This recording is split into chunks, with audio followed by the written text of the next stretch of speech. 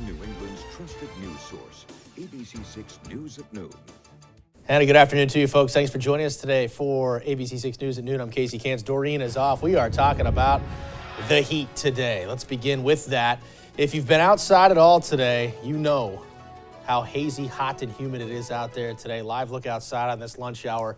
And it looks nice, Chelsea. It really does. It looks like a beautiful sky, beautiful day. But I'll tell you what, it is a different kind of heat out there this afternoon. The second you step out the door, you feel it. We are looking at the hazy, hot, humid conditions, the triple H's, like you said, Case. We are looking at sunshine, but temperatures are in the low 90s range. The dew points are coming up into the upper 60s right now. And with a breeze out of the southwest, those dew points are going to get even higher and higher in the coming days. That's making us feel more like 95 degrees at the moment. Some very hot, very humid weather in place for the day today, and it's really not going anywhere. Most of us are sitting in that upper 80s and low 90s range for our inland spots, low to mid 80s at the coastline. But because of the high humidity, because of the high temperatures, we are looking at feel-like temperatures later today coming up into the close to 100-degree range. Already looking at those heat indices topping out in the low to mid 90s range for your lunchtime hour, even along the coastline. Upper 80s and low 90s. So when we talk about the rest of your day today, those temperatures hover in the low to mid 90s range, but we're feeling much warmer than that. A warm, muggy night ahead of us tomorrow. Looks equally as hot and humid. I'll have much more in just a few minutes. Casey? Oh, brutal. All right, Chelsea, thank you for that. New today at noon, Cranston police making an arrest after a man was stabbed in Providence and shot in Cranston last night. 33-year-old Michael McCombs of Cranston was in court today. He's facing felony assault and other charges in connection with the shooting. He was given $50,000 bail and did not enter a plea. Police say this happened on Dyer Avenue near the Ocean State Market. They also tell us they believe this was a targeted attack. That victim was taken to Rhode Island Hospital for his injuries. In ABC6 News Update now, Vice President Kamala Harris in Boston talking about reproductive rights. She's then headed down to Martha's Vineyard for a fundraiser. In New Bedford, we caught up with a few people headed to the island. ABC6 News reporter Natalie Nuri live at the C Street Terminal, hearing from people there about the impact of the Vice President's visit to Southern New England. Natalie. That's right, Casey. Vice President Kamala Harris is probably on her way right now, or at least getting ready to land, as she's holding a roundtable about reproductive rights with Massachusetts lawmakers in Boston within the hour. Vice President Kamala Harris making her first trip to Massachusetts Thursday. Harris making stops in Boston and Martha's Vineyard, meeting with legislative leaders about reproductive rights. Her visit comes after President Biden signed an executive order Wednesday in an effort to protect the rights of women who are seeking abortions. Women should be allowed to make their own choices, and I think other people who dictate those choices are in the wrong, and anything that can be done to help women is a good thing. VP Harris started her day in Boston for a roundtable with Massachusetts lawmakers, then headed to Martha's Vineyard to speak at a Democratic National Committee fundraising event. I think it's great. I think I'm going to Nantucket, so I will miss her, but I think it's good for the island and for the region, and I think she's done important work as vice president. Harris's visit to Southern New England coming at a crucial time in the country, with abortion remaining a controversial topic ever since the overturning of Roe v. Wade in June. Some residents we spoke with Thursday telling ABC6 they think Harris's visit has a big impact. I do. I have two girls, and I do. I think that's on everybody's mind, and that people are worried about their privacy and their right to have it.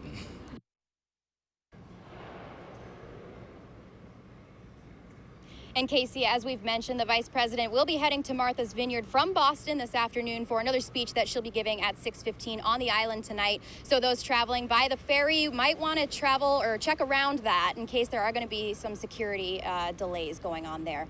Reporting live in New Bedford, Natalie Nori, ABC6 News. All right, Natalie, appreciate that. And to the latest now on the battle over abortion rights that Vice President Harris is focusing on today. President Biden commending voters in Kansas for the monumental vote that has protected abortion care in the state's constitution. ABC's Rena Roy reports. Newfound hope in the Democratic Party ahead of the midterm elections. In the American heartland, the people of Kansas send an unmistakable message to MAGA Republican extremists. If it's going to happen in Kansas, it's going to happen in a whole lot of states. the traditionally red state of Kansas protecting abortion rights. On Tuesday, voters deciding to block an amendment that would have stripped abortion protections from the state's constitution. Even in some of the most conservative-leaning counties, the measure was defeated. I was absolutely surprised, and I have no explanation. And again, it was just a gut punch. That's all I can tell you. The voters of Kansas sent a powerful signal that this fall the American people will vote to preserve and protect the right and refuse to let them be ripped away by politicians. And my administration has their back. Democrats hoping this galvanizes their base when voters head to the ballot boxes in November. Though abortion is only on the ballots in 4 other states this year, Republicans remain confident that Americans will instead be focusing on other pressing issues. I think voters come November will be very focused on the cost of gasoline and groceries and rent. The president signed an executive order Wednesday which offers financial aid to low-income women who have to travel to other states for abortion care, but his administration has not specified exactly how this will work or how it will be paid for. Rena Roy, ABC News, New York. And other stories we're following for you today. Firefighters in Fall River rescuing a mother and her baby who had to race to the roof of their apartment building last night to avoid the flames. The fire started around 7:30 at a 3-story apartment building on Globe Street. The mother and her infant were taken to the hospital with non-life-threatening injuries. Firefighters tell ABC6 News it all started due to a stroller catching fire. Checking in on our schools now, and tonight voters in Warwick get another chance to learn more about a new school referendum vote this fall that would allow the city to acquire school construction bonds to build 2 new high schools. The new schools would replace both Pilgrim and Tollgate, and the estimated cost is around $350 million. The state would cover some of that. Tonight's session will be at Tollgate, and it'll start at 7 o'clock. The Providence City Council overwhelmingly giving its initial approval to include a $125 million bond to improve the city's aging schools. The council passed it 13-0. A second passage by the Board of Canvassers is still needed to finalize that proposal. Once that happens, it'll go on the ballot this November for voters in Providence to decide. After a 2-year COVID hiatus, the Feast of the Blessed Sacrament is returning to New Bedford today through Sunday. The 2 years off marked the first time the feast had not happened since 1915. Think about that. With the anticipated high heat, organizers say extra emergency medical staff will be on scene. Still to come today on ABC6 News at noon, flags flying at half-staff at the White House today after the sudden death of a U.S. Congresswoman in a car crash. How her colleagues are remembering her. Plus the news from the FDA about when a variant-specific COVID booster could be available at your doctor's office.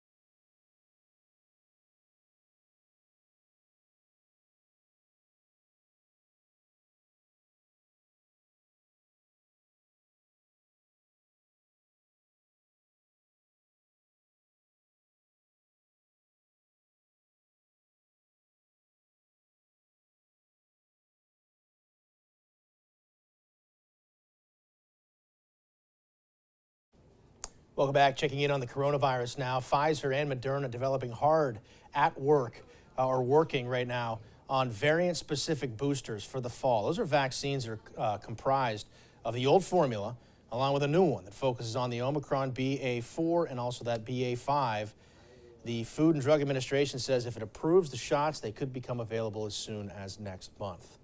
And turning to some national headlines now, flags across Washington, D.C. today, including at the White House, flying at half-staff. That is to honor the late Republican Congresswoman Jackie Walorski of Indiana. She tragically died in a car crash yesterday.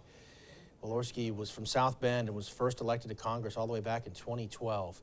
3 other people also killed in that accident, including 2 of her staffers. It's one of those things that just takes the absolute air out of you, because I was on the phone and text came through, and spent a lot of time with Jackie and got to know her early when I stuck my neck into the political realm, and always a good friend. And she was a tireless congresswoman that represented her area well. And the sole occupant of the other vehicle involved in the crash was also pronounced dead at the scene. Still to come today on ABC6 News at noon, paying the fine, a company that's on the hook for millions after being accused of selling recalled baby products. Plus, where you can cool down today around our area if you're trying to beat the heat.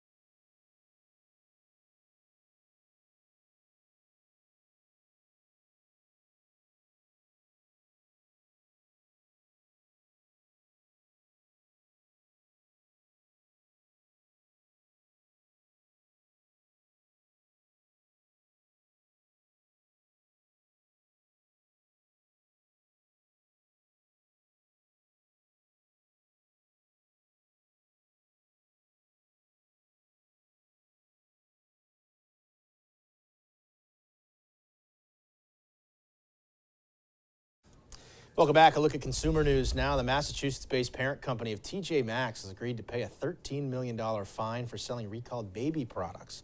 Those products include the Kids 2 rocking sleepers and also the Fisher-Price Rock and Play sleepers, which had been linked to more than 35 infant deaths over a decade. The company is saying the settlement is not an admission that it knowingly violated the Consumer Product Safety Act.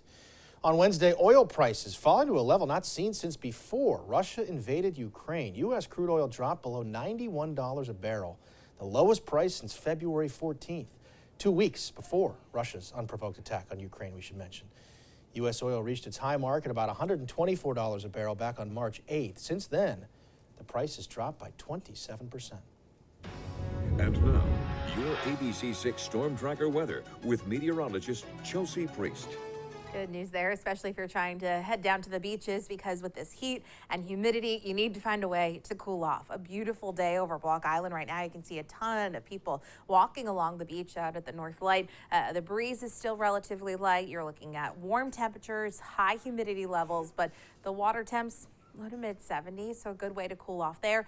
And the difference between this stretch of heat and humidity compared to our last heat wave is that we had dangerous rip current risks with the last heat wave, that long stretch of heat and humidity.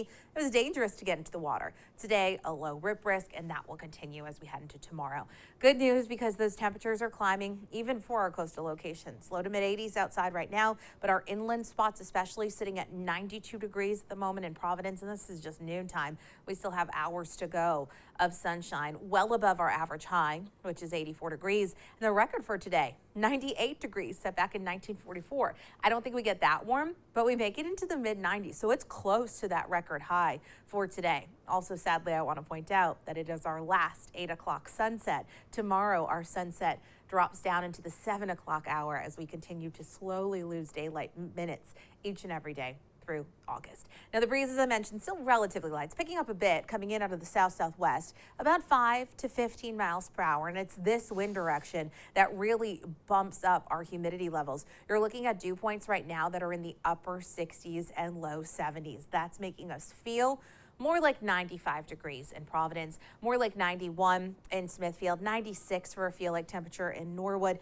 94 in New Bedford, and even our coastal locations that have actual temps in the low to mid 80s right now. The dew points are a bit higher in those locations, so our feel-like temperatures are in the upper 80s and even low 90s. So those dew points are going to continue to climb. And as we head into tomorrow, even higher than where they are today. Higher humidity levels tomorrow, similar temperatures, feeling like 100 degrees for tomorrow afternoon for our inland spots. Again, we're going to need to take it easy these next couple of days. Take the frequent breaks. If you do have to work outside, you want to take those frequent breaks. You want to stay hydrated. The heat advisory remains in place for today and for tomorrow. We have plenty of sunshine today, otherwise a really nice day outside. It's just hot, it's just humid. There's an approaching front up to our north and our west. You can see it kind of extending all the way down to the middle part of the country.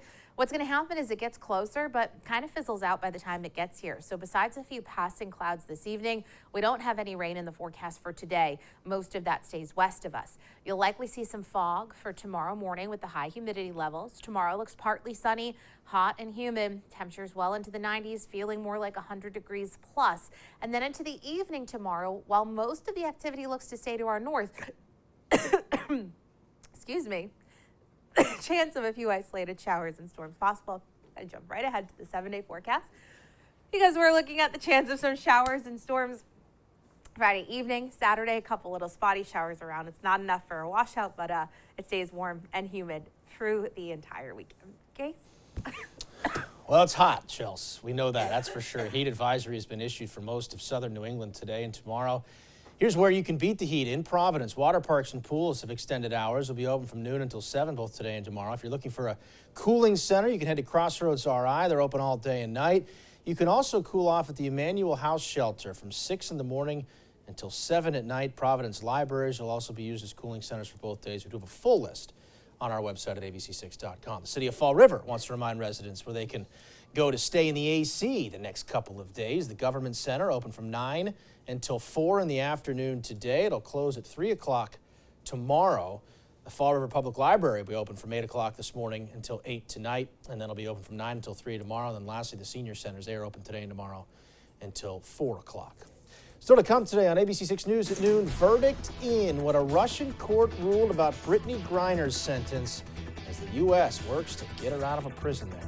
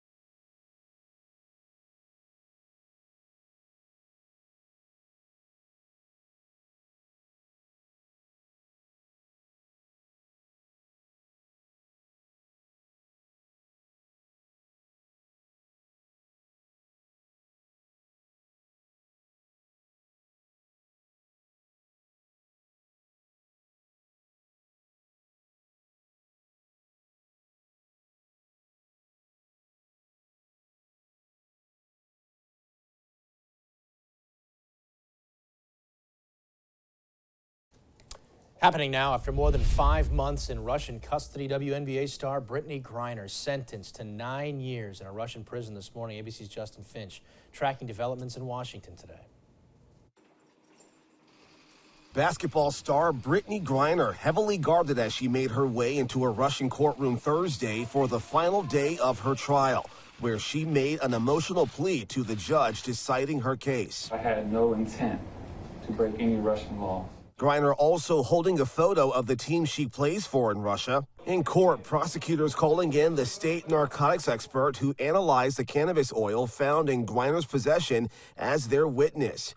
Griner's defense challenging that expert, claiming his analysis was flawed and failed to meet official standards. Griner's predicament began back in mid-February, with Russian authorities booking her on drug charges after vape canisters of cannabis oil were found in her luggage at a Moscow area airport.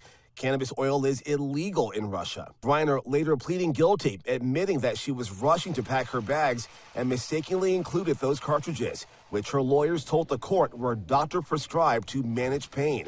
Griner's voice breaking as she addressed the court today. I made an honest mistake, and I hope that in your ruling that it doesn't end my life here. Back in the U.S., Griner's supporters pressured the White House to do something to free Griner. Her wife, Sherelle, speaking to Robin Roberts back in May. You say she's top priority, but I want to see it. The U.S. responding with a prisoner swap offer, proposing Russian-held Griner and former Marine Paul Whelan for U.S.-held Russian arms dealer Victor Bout.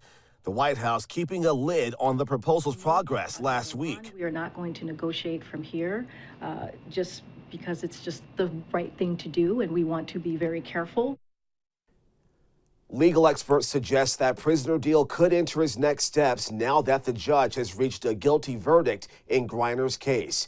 Justin Finch, ABC News, Washington. And again, Brittany Griner sentenced today to 9 years in Russian prison. Still to come today at noon. A preview of the special send-off a Cumberland Little League team will get tonight as they head to Bristol, Connecticut for the Little League World Series Regionals. Plus, Chelsea, another look at that steamy afternoon forecast. Stay with us.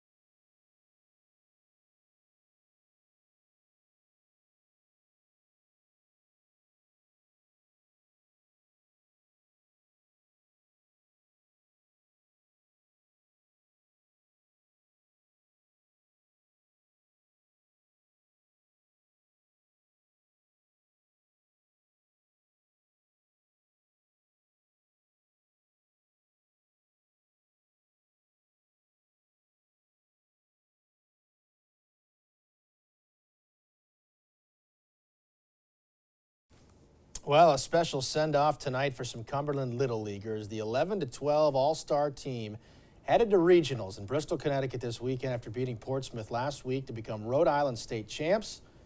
People can see them off during a pep rally tonight at 9 o'clock at the Garvin Field on Diamond Hill Road. Good luck, fellas. Awesome. Go get them. That's so awesome. exciting. That is so exciting. That's going to be great. Yep. A little hot. Little warm. A little warm.